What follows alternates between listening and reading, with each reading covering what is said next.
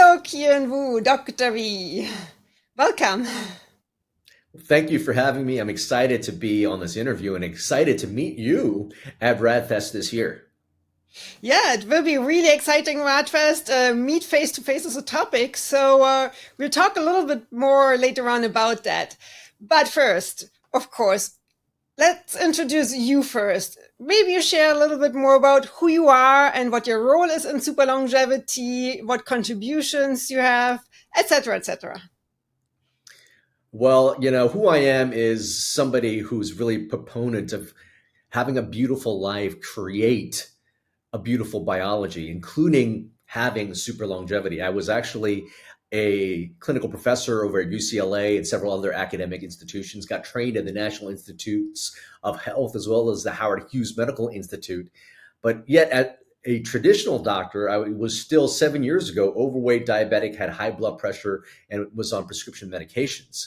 I then went into biohacking, longevity medicine, anti-aging medicine, became a concierge doctor that used the science of longevity to help people live longer, perform better. But the deeper I got into this, I soon discovered that how we live our life is actually medicine, that our consciousness that we are in unlocks the key to super performance and longevity. And so I've migrated once again in terms of sharing with people that it is their consciousness, how they view their life, and the choices they make in that space that's the best medicine for them. Well, and obviously you are an expert in your field and you have gone through different things, as you say, like biohacking. Like for me, this is one of the areas I've been in for quite a long time. And we can draw, even though it's n equals one primarily, but it's still, we can learn a lot from it. And we actually, just as a side note, actually, I coined the term biofinesse because it's far more about finessing kind of what we can do and who we can be instead of hacking the system. Anyway, as an expert in your field, what are the greatest developments, innovations you have seen over the last 12 months? Well, over the last 12 months, we've really seen technology exploding and expanding. And what we could see even more is more in terms of drug development. Rapamycin was something that, people was just starting to use, and we're starting to get some longer term data as to what rapamycin can do. We're seeing gene therapy become something that is newer and exciting, and being able to see more clinical translation of gene therapy, not just in animal models. We're seeing the ability to diagnose early stage cancers with our blood and MRI machines as well. And we're also seeing the takeoff of something that I am super excited about, which is psychedelic medicine.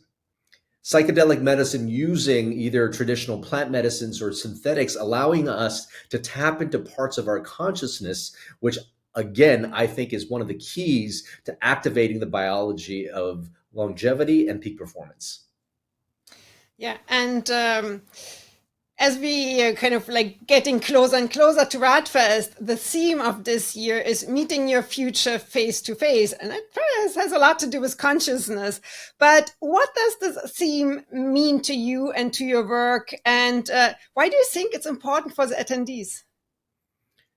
Well, when we look at the future, we could see that over the past several months, artificial intelligence is now more on the forefront of people's minds and hearts. People are probably using it in their work, in their businesses, in their daily lives. And this is something that we can offload so much of the human tasks to artificial intelligence.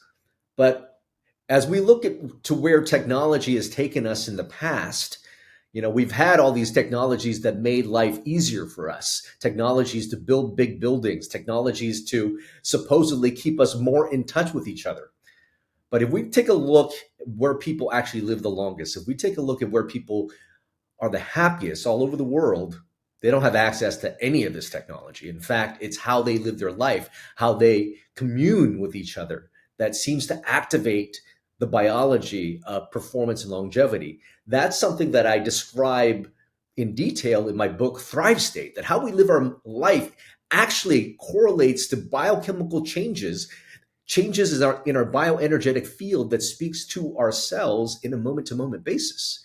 And when we take a look at and become face to face with our future, I think humanity has a choice in terms of where it goes. If we start to offload everything that we do to technology alone, there's a famous quote by the Dalai Lama where he says, we have a paradox in time in our history where we have taller buildings but shorter tempers, wider freeways but narrower viewpoints. We spend more but we have less. We buy more but we enjoy it less.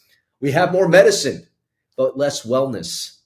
And we've added years to life, not life to those years. I probably butcher that quote a little bit, but it just goes to show that with additional technology, we could lose sense of what it truly means to be a human being. And we can create technology that takes us away from that. For example, the conveniences that we have at home, we're not out working out or being in the natural sunlight. We have this technology that's allowed us to do that, but that technology has made us less healthy and will make us live less long.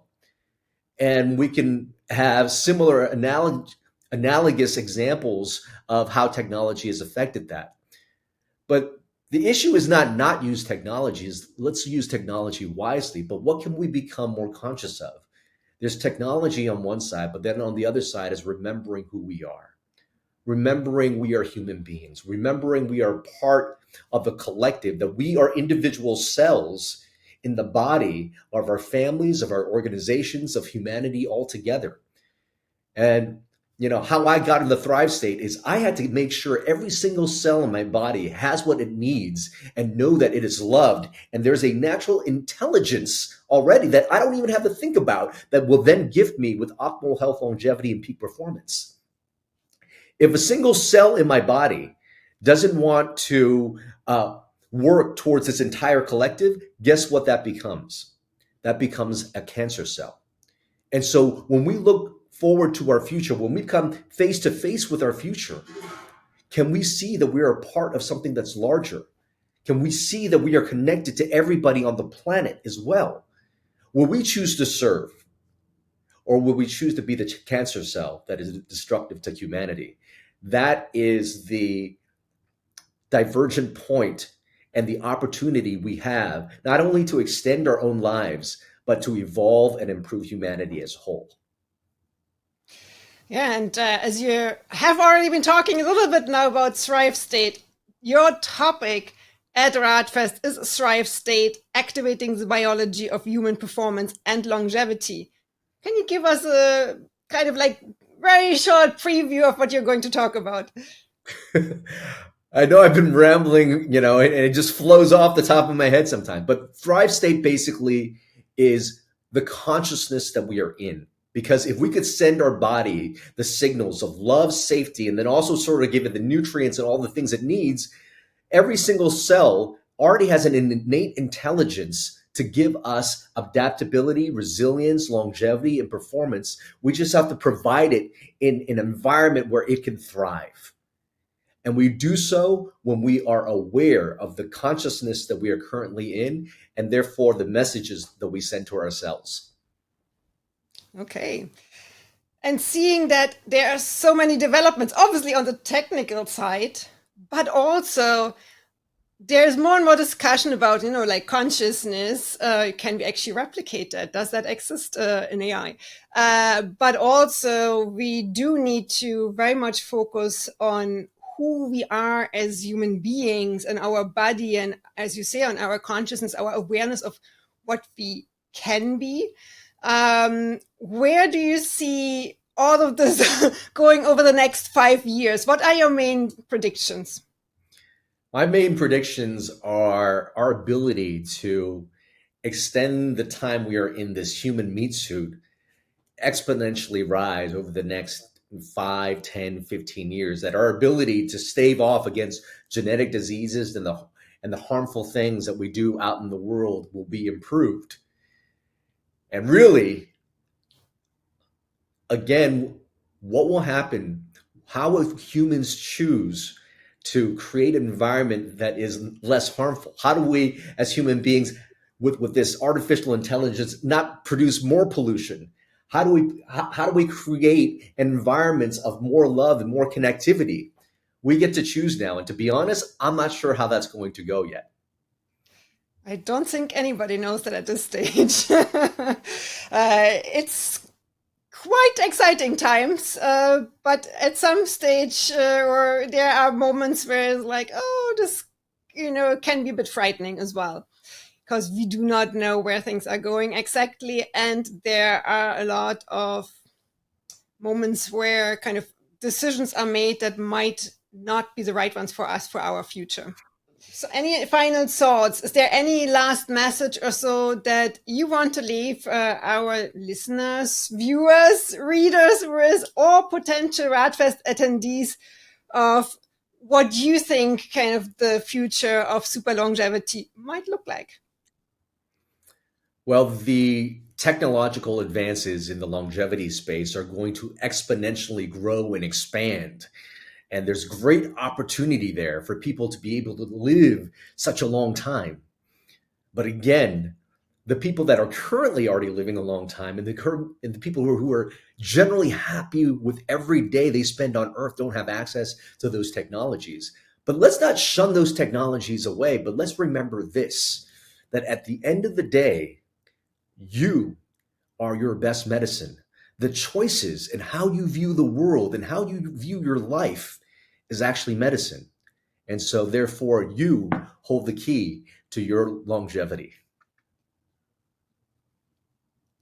Well said. Thank you very much, Dr. V. And we'll be sharing more about this. Well, thank you for having me.